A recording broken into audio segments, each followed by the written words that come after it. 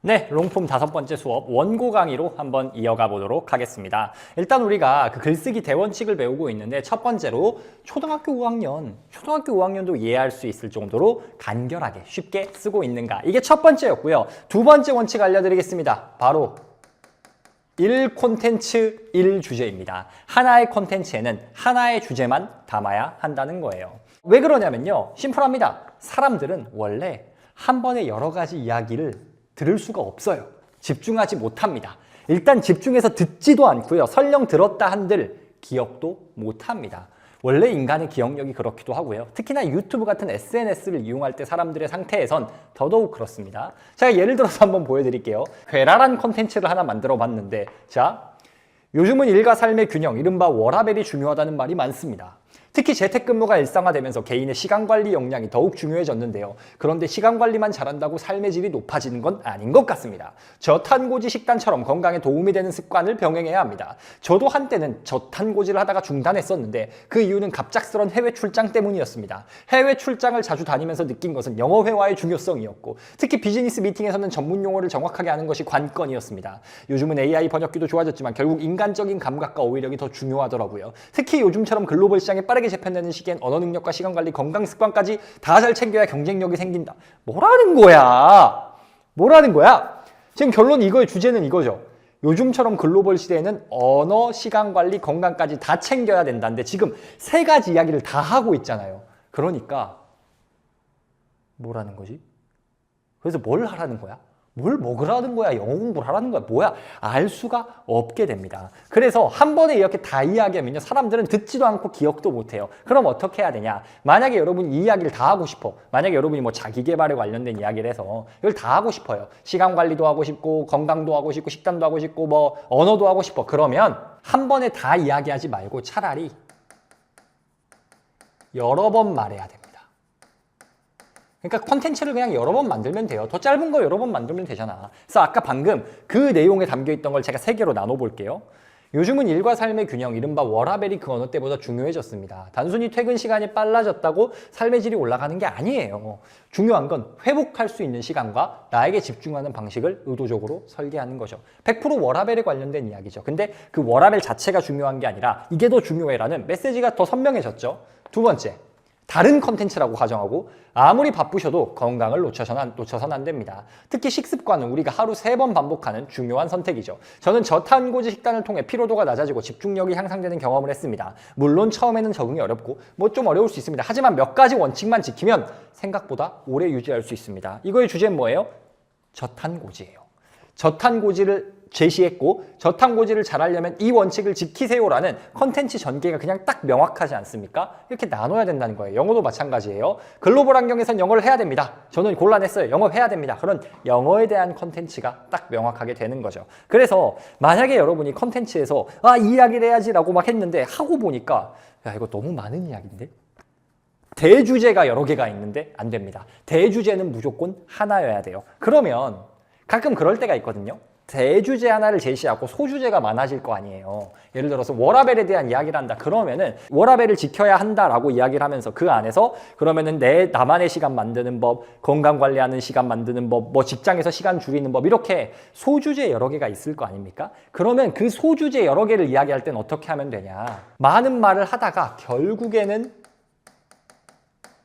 하나의 주제로 귀결시켜야 돼요. 그래서 컨텐츠 전개를 보면은 인트로 쪽에서 초반부에서 주제 1을 그냥 1번 확실한 대주제를 제시를 해줘야 됩니다. 그리고 나서 소주제 1, 소주제 2, 소주제 3이 나올 거 아닙니까? 이렇게 좀 다양한 내용을 하는 것 같아도 그러면 어떻게 하면 되냐? 각 소주제가 끝날 때마다 그래서 이렇게 하면 이 대주제가 달성이 됩니다. 그래서 이렇게 하면 또 대주제가 도움이 됩니다. 이런 식으로 결국 내가 대주제로 돌아오고 있다라는 걸 상기시켜줘야 돼요. 제가 여기 보시면 이 썸네일의 영상, 요즘 돈 버는 원리 한 방에 이어시켜 드립니다라는 영상이 있어요. 이거는 돈 버는 방법에 관한 영상이었죠. 그리고 돈 버는 방법을 보면 이 안에 3개의 막 세부 항목이 있어요. 프리런칭, 프리랜칭, 오픈카트 막 이런 식으로 여러 가지 방법들을 이야기하는데 이 방법 하나하나를 그냥 냅둬버리면 사람들이 보다가 그래서 이게 뭐에 관련된 영상이었지?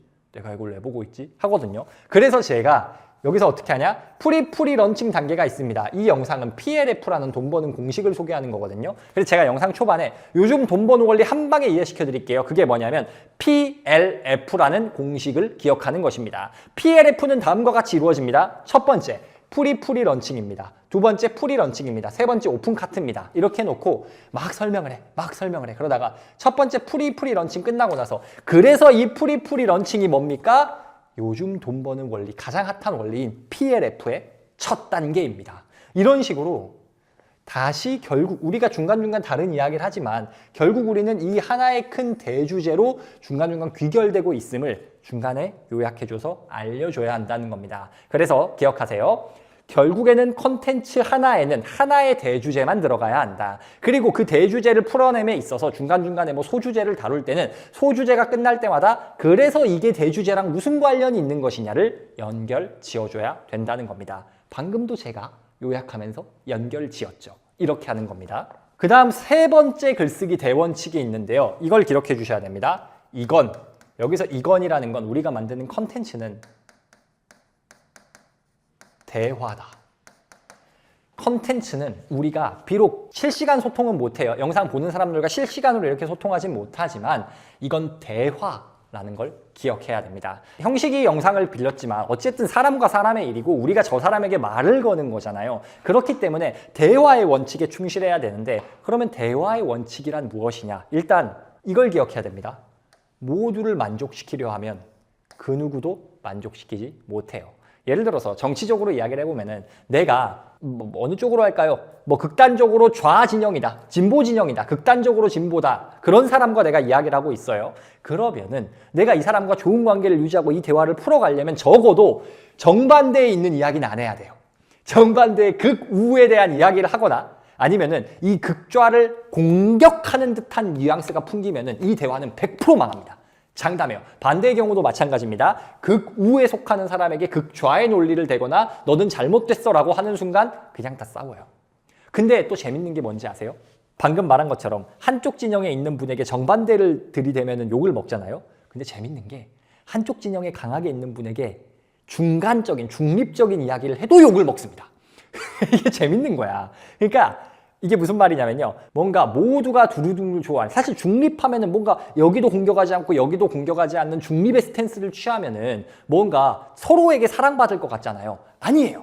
중립을 취하면 모두에게 미움을 받습니다.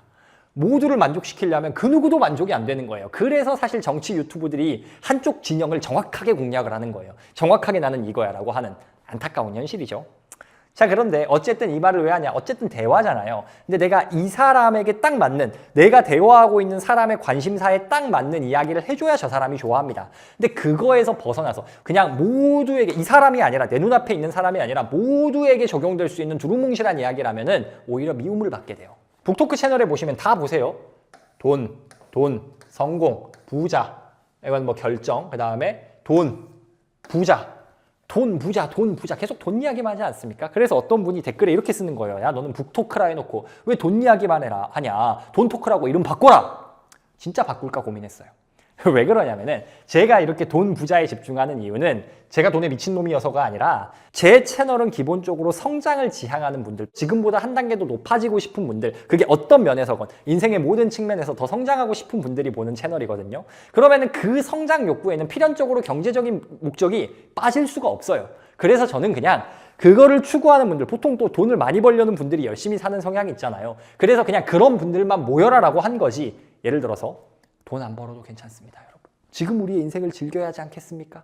이거는 제가 이런 이야기를 하잖아요. 그 모두에게 예를 들어 여러분 돈이 인생의 전부가 아닙니다. 그러니까 좀 편하게 사세요. 이거는 사람들이 싫어할 이야기는 아니잖아요. 근데 이 이야기를 하면 오히려 저는 제 채널에서 열성 구독자분들이 아웃할 겁니다. 이탈할 거예요. 그렇다고 해서 제가 그런 이야기를 한다고 해서 전 국민의 사랑을 받을 수 있는 그런 게 아니에요. 그래서 중립은 누구의 편이 아니에요. 오락가락하는 사람은 매력이 없어요. 사람이 한결같아요. 그래서 대화를 할 때 생각해 보면은 우리가 좋아하는 사람들은 일단 기본적으로 우리가 인간이 그래요. 인간이 내가 듣고 싶은 말을 해주는 사람을 좋아하게 되어 있습니다. 그렇기 때문에 컨텐츠를 만들 때 그 주제에서 벗어나지 말아요. 그래서 제가 여러분 지금 이야기를 오해하시면 안 되는 게 정치 유튜브를 해라, 극단적인 스탠스를 취해라 이 말이 아니고 내가 파던 주제만 파라는 거예요. 내가 파던 우물을 깊게 파야 된다라는 말을 드리는 거고요. 그리고 나서 또 대화임을 생각했을 때 또 우리가 고려해야 되는 점이 방금 다루던 주제, 우리 구독자, 시청자들이 좋아할 주제를 계속 다뤄야 된다라고 했어요. 그리고 그게 어디에도 적용되냐면 말투에도 적용이 됩니다. 이게 예를 들어 여러분이 유튜브를 좀 하다 보면은 시청자 데이터가 나와요. 북토크 채널은 30, 40대 남성이 제일 많이 보거든요. 그러면은 이 사람들이 좋아할 스타일의 말을 내가 해야 되지 않을까? 예를 들어서 퇴사 고민을 한다고 봐볼게요. 퇴사에 대한 고민이야. 근데 고민은 똑같습니다. 세대 관계없이 나 퇴사하고 싶어 라고 하는데 어떤 또래 집단이냐에 따라서 이 고민을 표현하는 언어가 달라요. 예를 들어서 50대 이상 직장인 분들이 퇴사를 고민한다. 그러면 이분들은 어떤 식으로 표현을 할 거냐? 제가 이 나이에 회사를 그만두는 게 맞는지 좀 고민이 됩니다. 이런 식으로 좀 조심스럽고 격식 있게 책임감을 강조하는 표현을 하겠죠. 근데 만약에 30대다 그러면은 뭔가 아직 그렇게 막 퇴사 압박이 있는 상황은 아닌데 그런 거죠. 실존적인 고민이죠. 내가 이 회사에서 계속 성장할 수 있을까? 내가 이 일을 계속해야 될 그걸 이유를 모르겠어. 뭔가 좀 논리적이고 뭔가 자기 회의적이고 뭔가 그런 감정이 섞여 있는 그런 말투로 말을 해야 될 거예요. MZ 세대였다면은 때려치고 싶어 하고 좀 더 솔직하게 대놓고 말하는 그런 게 필요하겠죠. MZ도 사실 30대가 이제 되긴 했는데 그리고 좀 어쨌든 이 세대는 좀 더 직설적으로 말하는 화법에 더 공감을 할 거잖아요. 30대한테 때려치고 싶다 그러면 너 건보료는 어떻게 할 거고 뭐 가족은 어떻게 할 거고 뭐 쪼쪼쪼 이런 현실적인 고민이 나온단 말이야. 50대한테 말하면은 야 너 그래도 되게 이렇게 된단 말이에요. 그래서 똑같은 내용도 그 세대에 맞게 푸는 말투가 달라요. 워라밸을 지향하는 사람이 퇴사를 고민하면 회사가 인생의 전부는 아닌데 어느 순간 제 인생이 전부가 되더라고요. 제 인생의 전부가 되고 있더라고요. 너무 힘들더라고요. 이렇게 해야 될 거고 스타트업 쪽 자기계발성이 강해. 내가 그래서 내가 세상을 바꿔보겠다 하는 집단은 좀 계산적으로 논리적으로 가야 돼요.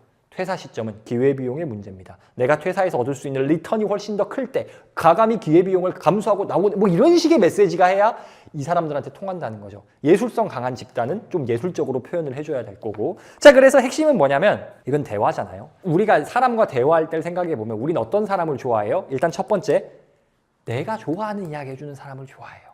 그렇기 때문에 뭔가 일관된 주제를 다뤄줘야 되고요. 그 사람이 관심 있어 할 주제를 다뤄줘야 돼요. 내가 야 너 이거 알아야 돼 이런 것보다 이 사람이 관심 가지고 있을 그런 주제를 이야기해줘야 되고요. 두 번째, 그 사람의 말투로 말을 해야 돼요. 그 사람이 좋아할 스타일로 말을 해야지 10대 청소년들한테 갑자기 라떼는 말이야 하면 안 되고 어른들한테 킹받쭈 어쩌쭈 이러면 안 되는 것처럼 그 세대에 통하는 언어가 있다는 거죠. 그런데 내용은 알겠어. 오케이, 내용과 말투를 그 세대에 맞춰야 돼. 타겟에 맞춰야 돼. 근데 그거 어떻게 하냐? 솔루션이 있어요. 솔루션은요. 페르소나에게 말하는 겁니다.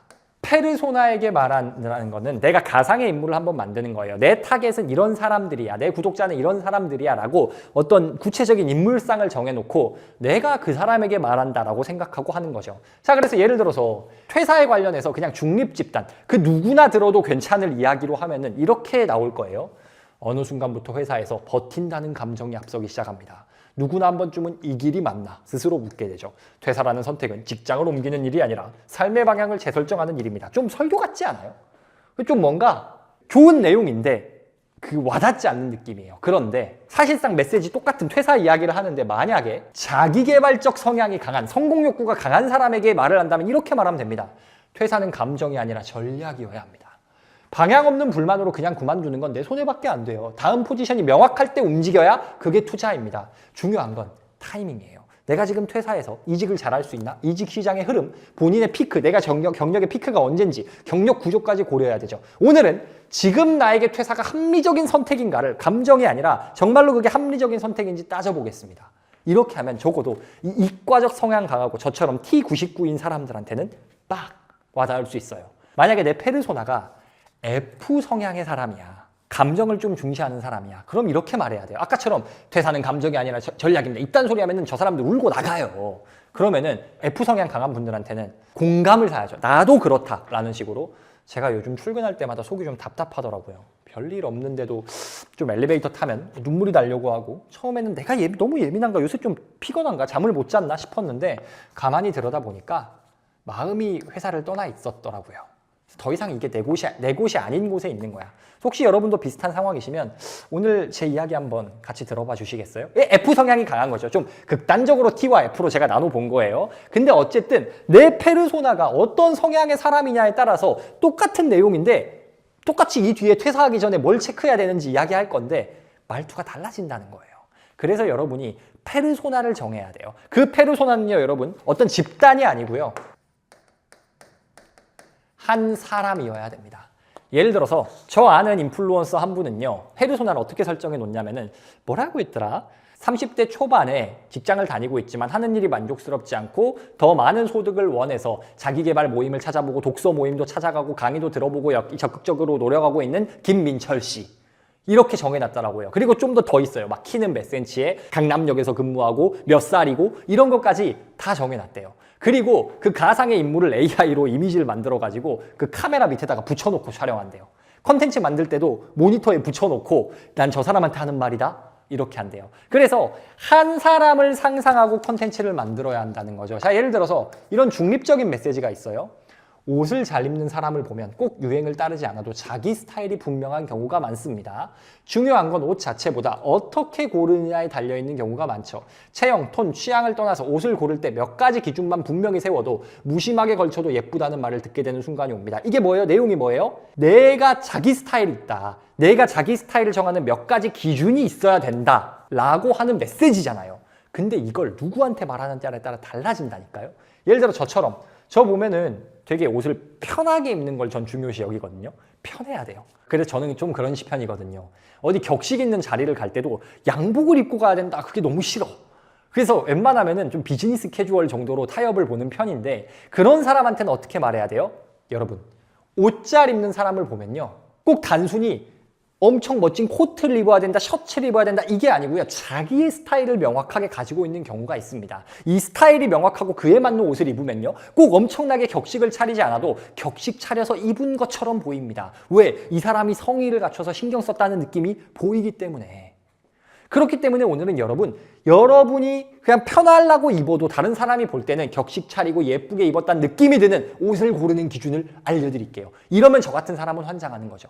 근데 반면에 타겟이 이재용 회장님 같은 완전 슈퍼리치 대상으로 뭐 편집숍을 하는 분들도 계시니까 이런 분들이 타겟이다라고 가정해보면 어떨까요? 그러면은 메시지가 완전히 달라져야 됩니다. 그러면은 이렇게 해야겠죠? 어쩔 수 없이 많은 사람들을 만나고 또 사회적 지도력이 강한 분들을 만나는 분들은 옷차림에 신경을 쓸 수밖에 없습니다. 명품을 소비해본 사람들이 나를 주로 보기 때문에 내가 입는 옷이 어떤 느낌인지 어떤 원단인지 혹은 어떤 핏인지를 자세하게 보는 성향이 있어요. 그런데 많은 대표님들, 회장님들이 그런 안목이 없어요. 일만 하시느라 좀 느낌 있는 옷을 고르는 방법을 잘 알지 못하십니다. 그래서 오늘은 꼭 가성비로 옷 고르고 이런 게 아니라 사실 저를 보시는 대표님들은 그 옷 가격이 중요한 분들은 아니잖아요. 그래서 이런 분들은 이런 기준으로 옷을 골라야지 격식을 갖출 수 있고 중요한 자리 애티튜드에 맞는 톤 앤 매너를 맞출 수 있다라는 걸 좀 이야기해 보겠습니다. 뭐 이런 식으로 메시지가 달라져야 되고요. 카리나 젊은 여성이라고 가정해 볼게요. 젊은 여성이라면 말투부터 달라져야 돼요. 예를 들어서 뭐 일단 여성 크리에이터라는 가정에서 언니들 우리 옷 잘 입는 사람들 보면은 근데 꼭 비싼 옷 예쁜 옷만 입는 게 아니지 않아? 보면 가끔 저게 뭐지? 그냥 너무 평범한 것 같은데 근데 뭔가 매력 있지 않아? 뭔가 달라 보여. 엄청 비싸 보여. 근데 사면 얼마에 샀냐 물어보면 10,000원이래. 뭐 그런 경우가 있잖아. 그래서 그런 분들의 특징이 뭐냐면은 자기 스타일을 알고 자기 기준에 맞는 옷을 고르는 거거든. 그 기준 만드는 법을 내가 알려줄게. 만약에 이런 말투로 바뀌어야 똑같은 내용인데 훨씬 더 와닿을 거잖아요. 그래서 여러분이 컨텐츠를 만들고 컨텐츠를 쓰고 말할 때는요. 한 사람을 상상해야 됩니다. 정말 구체적인 사람을 상상하셔야 돼요. 저는 너의 페르소나는 누구냐? 저는 저예요. 저는 30대 초반이라고 싶은데 제가 지금 30대 92년생이라 이제 중반이거든요. 30대 중반에 성공하고 싶고 더 나은 인생, 뭔가 좀 인생에서 뭔가를 많은 걸 이루고 싶어하는 남성, 그리고 이제 결혼 초기거나 애가 아직 어려 이런 분들, 그리고 사업을 하고 있어. 이런 분들에게 와닿는 메시지를 저는 만들려고 하고 그런 사람들이 좋아할 말투로 말을 하는 겁니다. 여러분이 누구를 페르소나로 해야 될지 모르겠다? 여러분 자신으로 정하는 게 제일 쉬워요. 근데 만약에 그게 어렵다면요. 아는 동생일 생각하시면 됩니다. 아는 동생, 형, 아무튼 여러분이 타겟으로 하는 연령대에 맞는 아는 사람을 사진을 그냥 뭐 컴퓨터에 붙여놔. 그리고 거기다가 그 사람한테 말한다고 생각하고 글을 쓰고 말하면은 도움이 됩니다.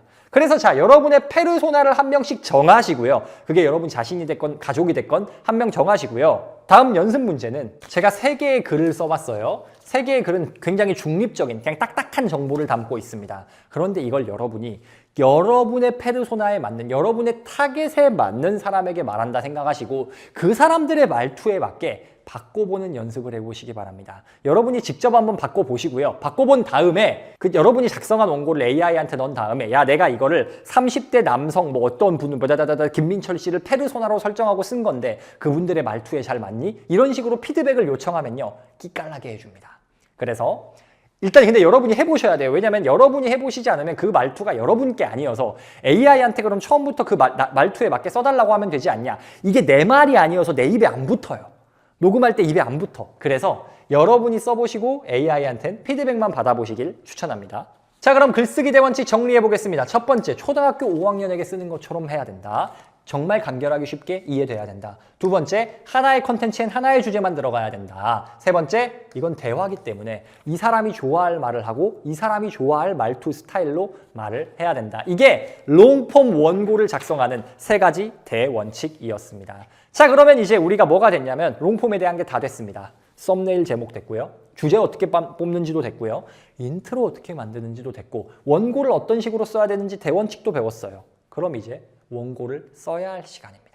이 써야 하는 걸 진짜 사람들이 잘 못하거든요. 근데 써보셔야 됩니다. 한 번 원고를 쓰고 촬영을 해본 사람과 그렇지 않은 사람은 하늘과 땅 차이입니다. 그래서 이 영상을 보시고요. 다음 강으로 넘어가지 마세요. 다음 강부터 이제 쇼폼, 스레드 할 거거든요. 근데 꼭 이 글쓰기 대원칙을 반영해서 원고를 단 한 편이라도 좋으니 맘 같으면 3편, 5편 하라고 싶은데 단 한 편이라도 좋으니 완성하시기 바랍니다. 그게 완성이 되어야 여러분이 이 강의를 들은 게 의미가 있고요. 처음에 잘 안 될 거예요. 머리 깨질 거예요. 이거 맞나? 이게 이게 원칙을 지킨 거 맞나? 모르겠는데 그래도 일단 완성하는 게 먼저입니다. 그래도 일단 완성하는 게 먼저고 그 경험을 해본 사람과 아닌 사람은 완전히 다르기 때문에 꼭 완성하고 다음 강, 쇼폼 강의에서 저희는 다시 만나도록 하겠습니다.